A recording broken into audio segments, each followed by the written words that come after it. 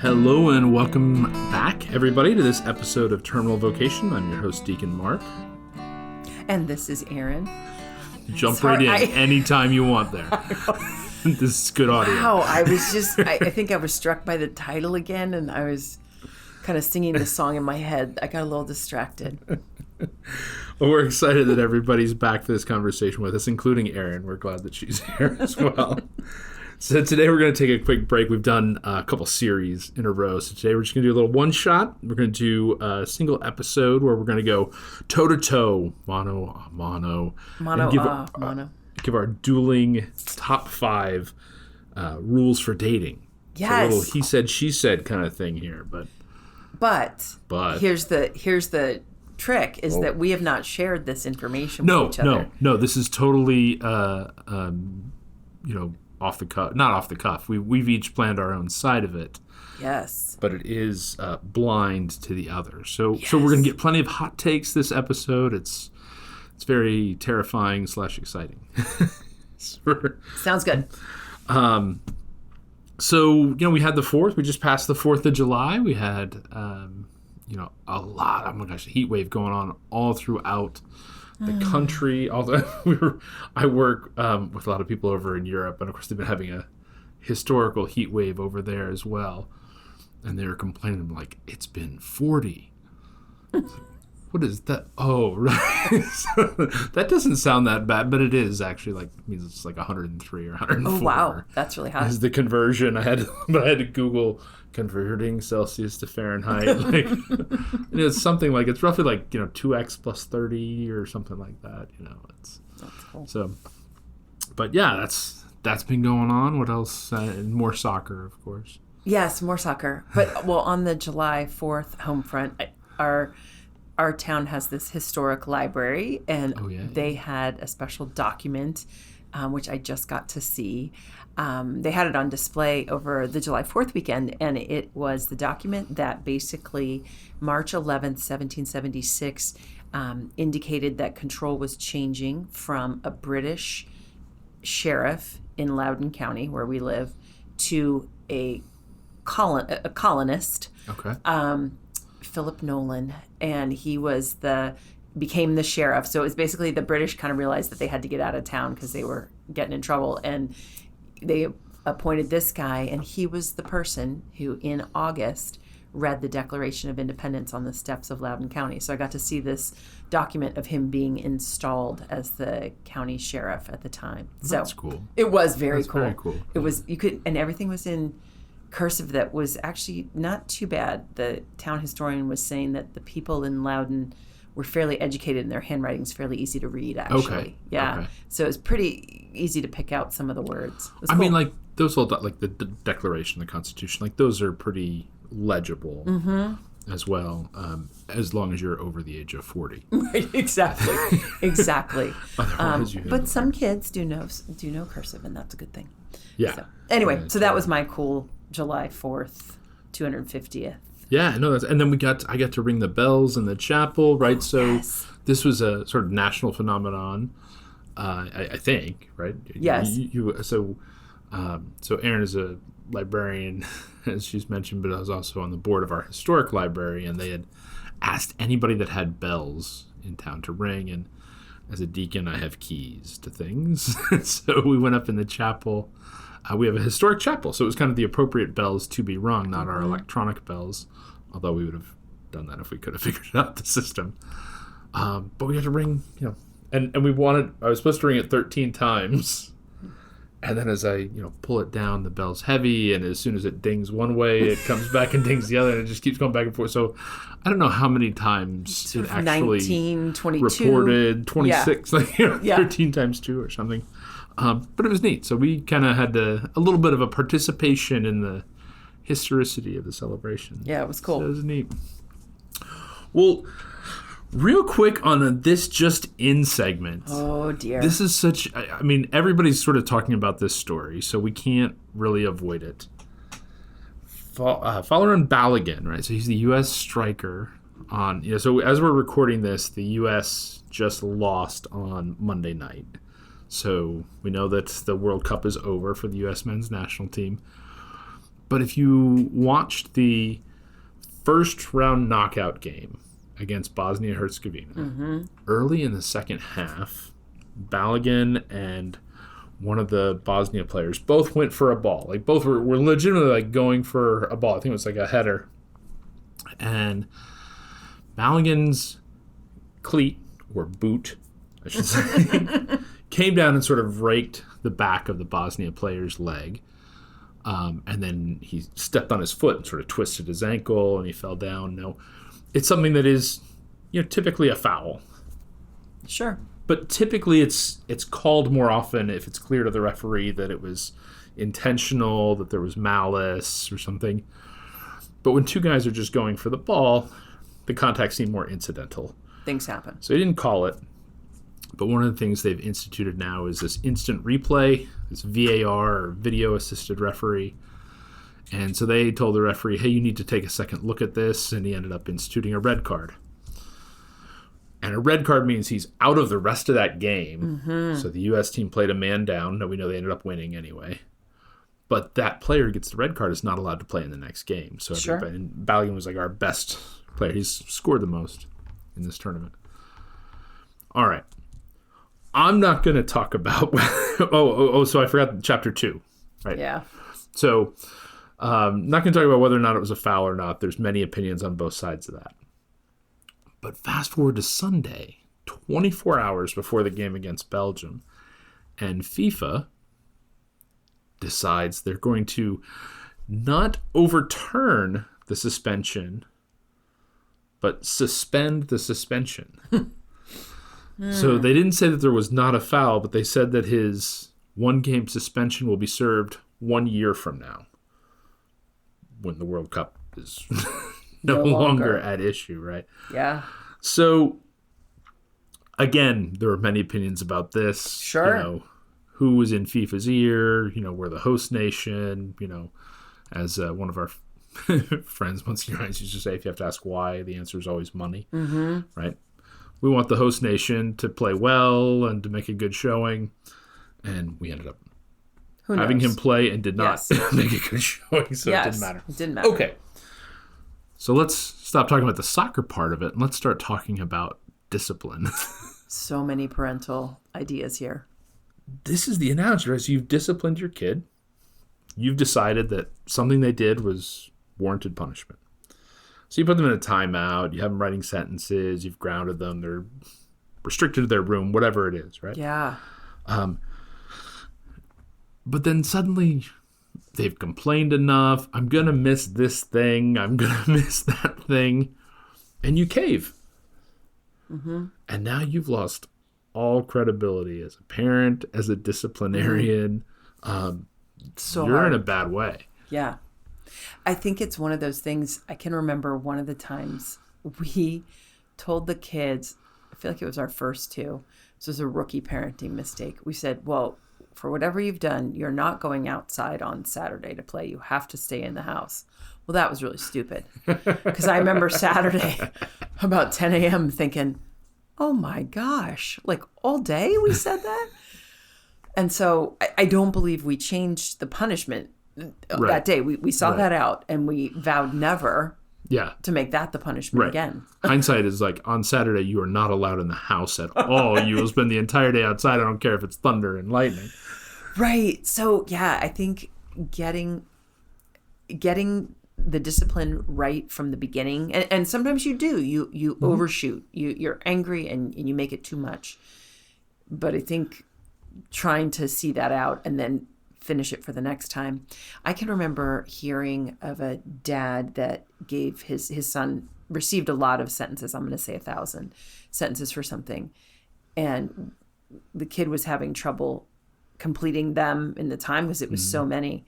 And the dad sat down and took a sheet and wrote the sentences with the kid. And I thought, oh, I never did that. Like, I think I did back off on some sentences and that was silly. But at some point, you're just like, okay, how are they going to complete this? Trying to make the lesson right, that the debt still has to be paid. To be paid, and I will help you pay the debt. Something sort of scriptural about that to some degree. So 2 quick thoughts on our approach to discipline, and we'll certainly probably do an episode on this in a deeper dive kind of way. But the first is severe punishments that are softened are less effective than less severe punishments that are enforced. Yes. Right. So it's better to go easier, but stick to your guns with it. Yep. Because I think that gives the idea that, oh, when mom and dad threaten this, they're really going to stick to it. Mm-hmm. I'm not going to get away with this. It's not going to be, whine for a minute and they relent. Your word is your bond. Right. Yeah. Yeah. Yeah. Better to have a plan, that you can stick with. And we learned that, like our short, in Reader's Digest version was like, when we did timeouts, it was 1 minute for every year of their age. Mm-hmm. Right. And so it was always something that was very short, impactful. The impact sort of progressed with that. And then there came a point where like, okay, at some point you're 12. A timeout is not. Well, yeah, it was long before that, but yes, there's a point where it doesn't. But there came a point where it started to be like, there's got to be something better than a timeout. And it was timely in like they got their sentences right away. They got, whatever the result was. It wasn't a week from now. You're not doing this. It's happening very soon. Right. Immediately, right. As soon as we could figure it out. Yeah. Yeah. There's not like, well, after you go to this birthday party. Then your punishment starts, right?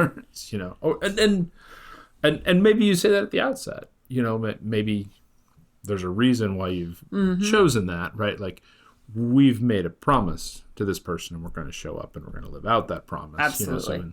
But know when you get home, right, from your mind, right? So that it is this appropriate punishment delivered in a timely fashion, right, and seen executed all the way through. Yeah. True. So I think the second quick thought is if you're going to relent, right? And I think it's, we can probably count on one hand the times that we maybe sort of huddled after we had punished somebody and thought, I don't think that one was quite right. Right. I think we missed the mark on that, right? So I think if you're going to relent, if you're going to change the rules or change the punishment in some way, it should be under the banner of we decided this was extreme. And it's not that we are trying to make it possible for you to do this thing that you want to do. Mm-hmm. This is not for your sake. It's for the sake of justice in some way. Like, it's trying to make that clear that we're not trying to make your life easier, but we're trying to make the punishment more just. And you're assuming, of course, that the kid is of age of reason or above. I mean, a 3-year-old could care less. That even makes sense. Right. Yeah. That doesn't true. apply. And when they were little and we were doing 3, 4, 5 minute timeouts, this really never came into play because it was generally brief enough that we just executed on it. Right. Yeah. The other thing about if you're going to relent or give in, this appeal should be what I call sort of the Loch Ness monster of discipline. In that it's rarely cited, never seen, to the degree that many people believe it doesn't actually exist, but they still kind of hold out hope when they're there that they might see it. Right, so nice. It should be kind of rare. Yeah. Right. Nobody should ever be counting on it. I got a 50-50 coin flip that mom and dad will. Shouldn't be. Probability should be much lower. Yeah. Right. FIFA's never going to give up this. Oh, wait. FIFA's different. It's exceptional. And it's going to be interesting to see the rest of the tournament. So England got a red card in their game that was sort of similarly kind of the game had sort of some parallels. It's like, now England's going to be like, well, what about us? Correct. One of our stars, we'd like to have him back, right? I would. Yes. I'm sure King Charles, just like Trump, is going to FIFA saying, hey, what about us? Right. So, well, we've put off the title prize fight of this bout long enough. Let's dive in. So the way we're going to work this is we're going to go down our top 5 rules for dating. I think we've both tried to kind of list these a little bit in sort of like countdown fashion, right? So you're number 5, and then I'll give my number 5. Okay. And yeah, we'll just see what kind of bedlam ensues, right? Okay. So you want to kick us off with Erin, number 5? Okay, so these are top 5 rules for dating, meaning things that we should be following, a guide we should follow as we're dating. Because I explained this to our kids and they were like, what do you mean by dating rules? So we had to kind of discuss that these are guidelines for you. And so my 5th I wasn't one, part of that discussion, so I hope mine fit in yeah, to your I think so. I mean, your matrix. Yeah, I didn't think it was that complicated. But so my first one was this person that you're dating, and I put it in the perspective of the guy you're dating, is not a project. So he's not just been waiting for you to come along and make him, Mr. Right in all the ways kind of thing. He's actually this child of God, and he deserves someone to think that he's the best thing since sliced bread. And that might not be you if you have so many things of, I wish he just, worked a little harder. I wish he had a different job, or I wish he didn't say things like that, or I wish whatever the wishes are. Plus, I think if you are dating a person like this, who has you saying these things, then what you have to realize is that people tend not to change. And of course, individuals change over time, but personalities don't, the motivations, the way we do things, that doesn't change. And I think I say this more in the perspective of he is not a project, because I think this is an issue that more women have than men. I feel like women tend to take on projects in the dating world. I think that's, I mean, I don't have any evidence for it's that. common enough to be a stereotype. There you go. Right? Yep. And there's an old adage, right? Like, men marry women because they think they won't change and they do. Women marry men because they think they will change and they don't. Right. So there's some, maybe kernel of truth to that, But anybody, yes. But yeah, ideally, we all grow and evolve a little bit. But like you say, like some of the core personality, I still make bad jokes and off-color jokes or things that I annoy people. That's not going to change. No. I certainly have tone of voice and stuff. Like, we all just have stuff. Yeah, As do I. Yes. No, fair.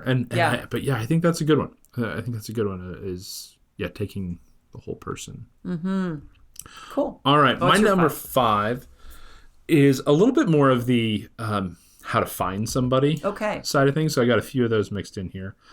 And this is kind of a preparing yourself, but it's find the thing that you love the most that is in proximity to real live people. Right? So the thing you love the most is doom scrolling? No. Okay. But if the thing you love the most is gardening, hiking, floor hockey, whatever it is, go do that thing. Especially, what those things are that put you in proximity to other people. It doesn't matter who those people are. Yes. But just being around other people, one, it's going to make you more likely to find people that you're compatible with, or that, share some of the things that you like. But perhaps more importantly, we're just more ourselves when we're doing things that we love doing. So true. And so the people that we meet, we're going to meet while we're being sort of our most authentic and true to who we are. I love that. Yeah, I think that's very true. The other part that I like about it is that you're getting out with people. Yeah. Because you're just not going to meet somebody scrolling on your phone. And I don't even mind like online dating services and things like that. I don't mind that if that's the vehicle to get you to meet people. But it can't be your only thing. You've got to have some interests. Yeah. I think you've got to have some interests. You got to try, different things, multiple things. Good one. So what's your number 4? Number 4. So my number 4 is, if you see a negative pattern in the people that you're dating, it might not be them. It could be you.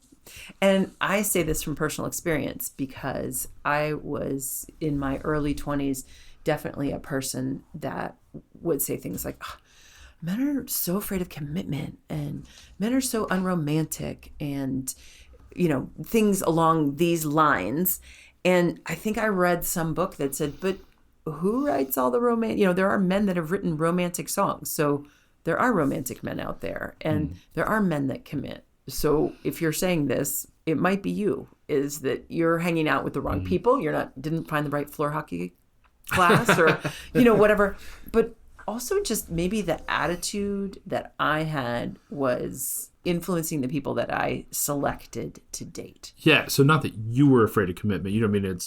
It's not that you were the common denominator in terms of that, but that you were doing something that was seeking out people who consistently have the same flaws. Right. So you kind of had to say, well, maybe I need to do something differently in terms of how I'm finding guys. Right. Either switch the group that you're hanging out with, or maybe that's an internal thing that you got to look at. But yeah. So yeah, I think if there's consistent complaints about the gender that you're dating, maybe it's not them. Maybe it's you. Yeah, and I think an interesting, maybe sort of side note to that, right, is like if you realize that you're dating the wrong type, and you see like, why can't I find someone like so-and-so? Then ask yourself, well, have I met someone like so-and-so and I rejected them? Right.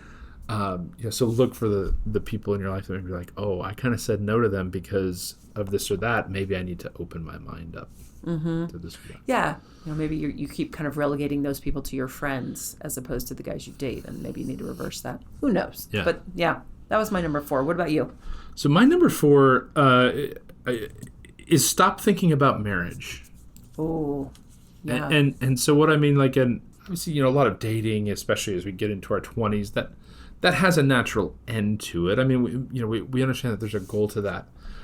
But when we go into every single relationship saying, that's the man, that's the woman that I'm going to marry, someday, Tom, I'm going to marry that girl.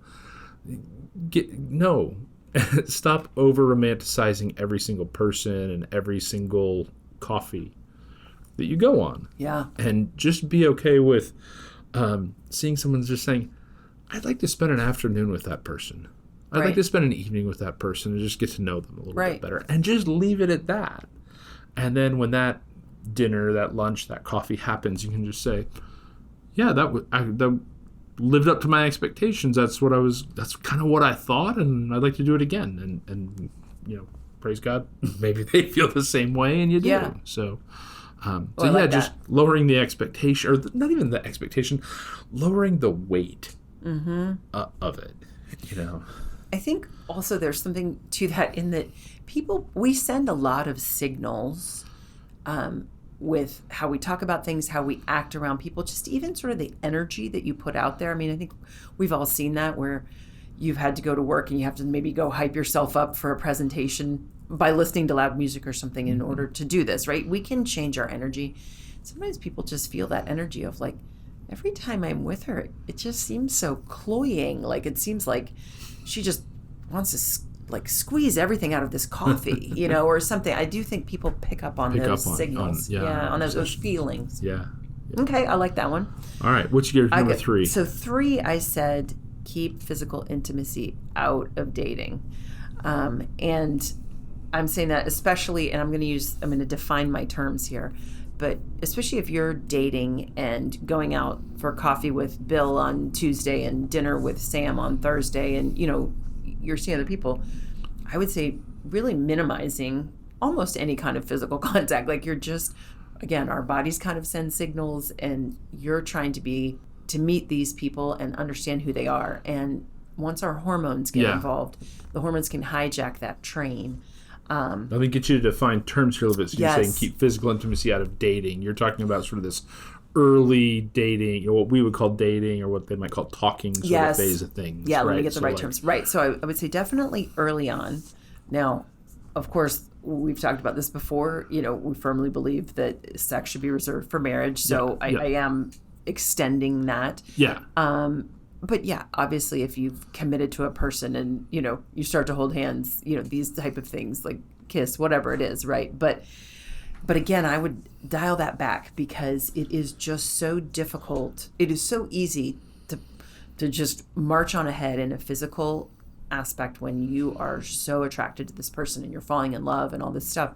And then it's really hard to back up from that. So I think being mindful of that physical intimacy is important. I'm going to add one caveat for Catholic kids, people that are dating, is to also, I would say, don't go to Eucharistic adoration together as a couple. And this is like you're as a couple, boyfriend, girlfriend, whatever we're calling that, and sitting there holding hands and kneeling in front of the Blessed Sacrament. I would argue that that's a very intimate experience that if you are not headed towards engagement with that person, or possibly even engaged, that can be problematic. One, because you're probably not focused on Jesus, you're probably focused on the person sitting right next to you. And just to define, like, so for us, for Catholics, Eucharistic adoration would be a time of kind of quiet meditation in a chapel where the Eucharist is exposed in this monstrance, and it's a time for us to be with Jesus and to pray. And this would be a very intimate setting that I would not advise going with someone you are casually dating.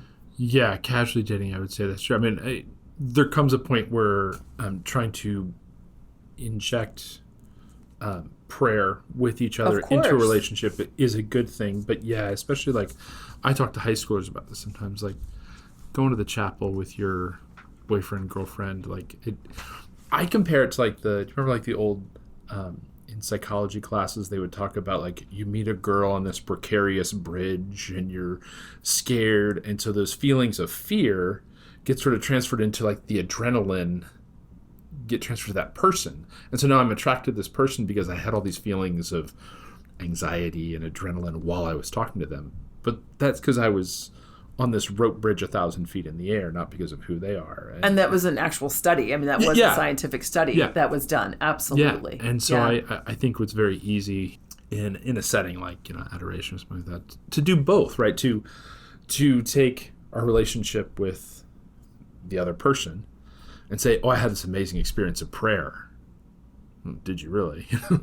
Or to have an amazing experience of prayer and say, I love this person. Yeah. No, you communicated with your Lord and Savior. So yeah, it can kind of mash things up both ways. Go pray the rosary with the old ladies at church. That's a good, That's or pray together elsewhere. Yeah. Go to Mass. And by the way, they might have nieces and granddaughters. I want to introduce you to anybody. Floor hockey one day, rosary the next. Okay, what did you say for 3? So my number 3 is I'm going to throw one word out there and I'm going to explain it, but flirt. Okay.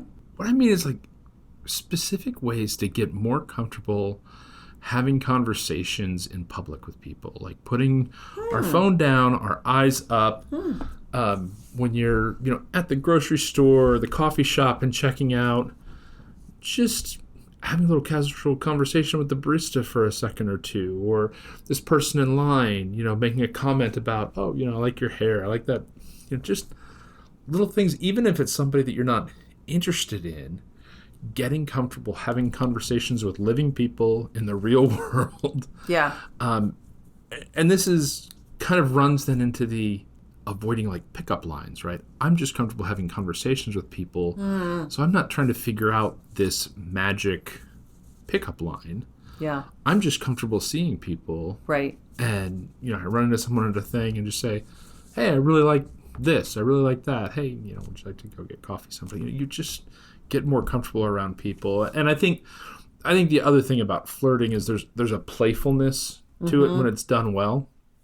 We'll talk more about weirdness and stuff later on. I've got that coming. But yeah, go ahead. I'm with you on what you're saying. Like using the word flirt makes me uncomfortable a little bit, and maybe I just have a pejorative definition of that. I think I might just say like conversation, but that's not as exciting. It's not as eye-catching if we just say conversation. So I see what you mean. I feel like jovial conversation. I'm comfortable with that. Flirting just seems weird, but I know what you mean. Yeah. Yeah. It's good practice. Just talking to people is good practice. And just, I don't mean necessarily that, you're flirting with the checkout guy. Okay. Right? But you're getting comfortable having conversations with him. You're just getting more comfortable having conversations with people. And then those conversations start to take on a playfulness. Yeah. Maybe there's even like some dad jokes associated with it sometimes, I think. But I just think there's something about just having a playful attitude towards social interaction. There you go. I think it also gets you out of that like stress, anxiety level about talking to people too. If you can just, humor is so good for that. Okay, cool. Yeah. All right. Your number 2. So my number 2 is to fix yourself first.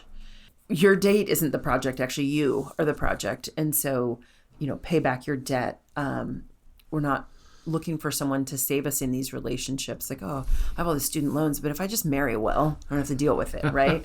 Or, so then learning to manage your money, taking care of your health. So you should be making regular medical, dental, eye appointments. You should be exercising regularly. If there's mental health issues, take care of those. If, sort of mending broken relationships.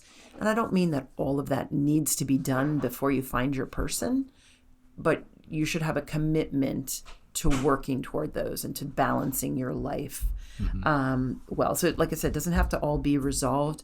I think it goes back to sort of the energy we put out there, though. Like if, birds of a feather flock together, people who are trying to succeed, trying to get better, trying to continually improve themselves, hang out with people who are trying to improve themselves. Yeah. So I think people who are managing things and running in circles with people that are running in the same circles as people who are trying to manage their lives well will put you in touch with people who are managing their lives well, but it will also encourage you to manage your life well. Yeah, I thought about this one a little bit too, of the, clean up your own side of the street or remove the plank from your own eye.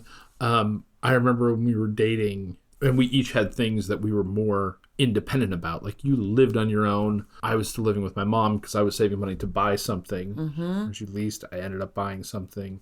And so we each kind of had these ways that we were, navigating this independence. Yes.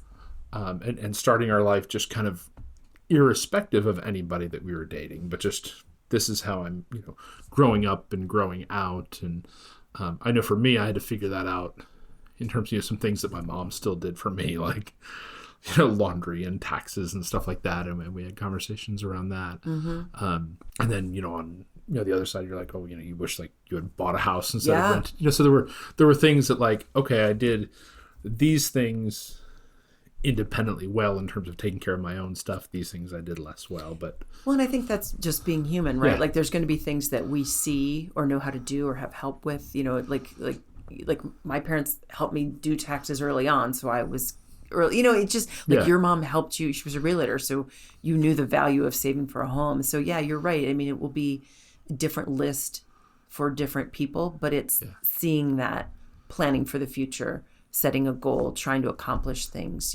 so. Yeah, I like that idea. I also like sort of an almost sort of sidecar kind of benefit sort of thing is, you move out on your own and you're like, I don't know how to cook and I can't afford to eat out. Like, right. Go take a cooking class and you meet people. Like, I know that's, a panacea and it doesn't always work quite that way, but you just in the Hallmark increase movies. The number.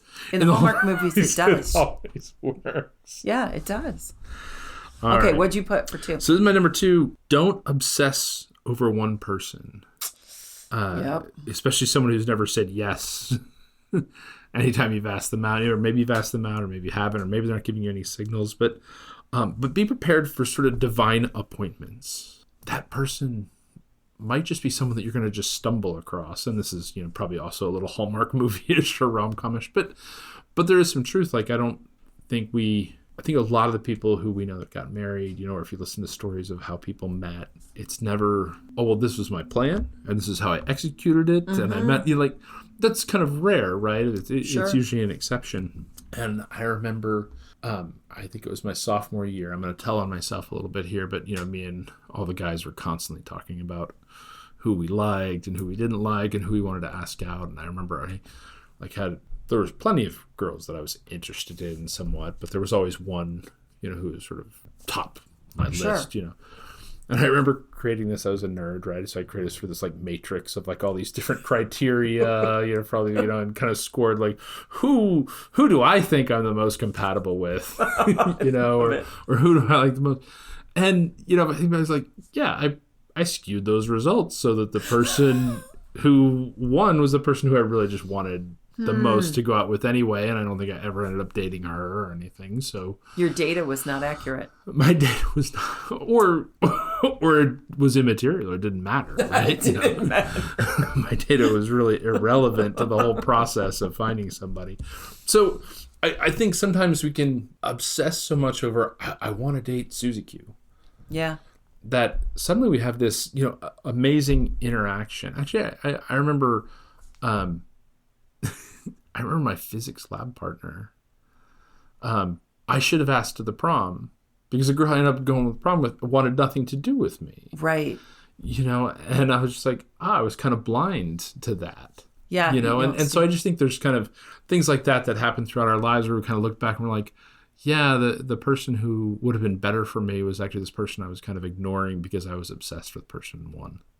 Yeah. It's usually, for those watching movies, it's the girl with the glasses who stays in the library. That's who you're supposed to ask out, right? Who just needs to take out her hair clip and just toss her head a little bit. Takes the glasses off. No, but that's good. Right. Sometimes, right, you're not looking. Again, it kind of goes back to what we were saying. If I think all men are unromantic and, not commitment shy, who am I hanging out with? Who am I not seeing? Yeah. Yeah, I like that. Yeah, or like we were talking about before where I was like saying to you, like, okay, if you've got this type that seems to be not doing well for you, then say, well, who are the guys that I'm ignoring? Mm-hmm. And or guys, who are the gals that I'm ignoring that are ended up happy with people? Yes. So. Yeah. Okay, you All right, ready? Number one. So I said you have to be able to share your faith with this person. And ideally... See, now I'm going to feel like I didn't go there and look.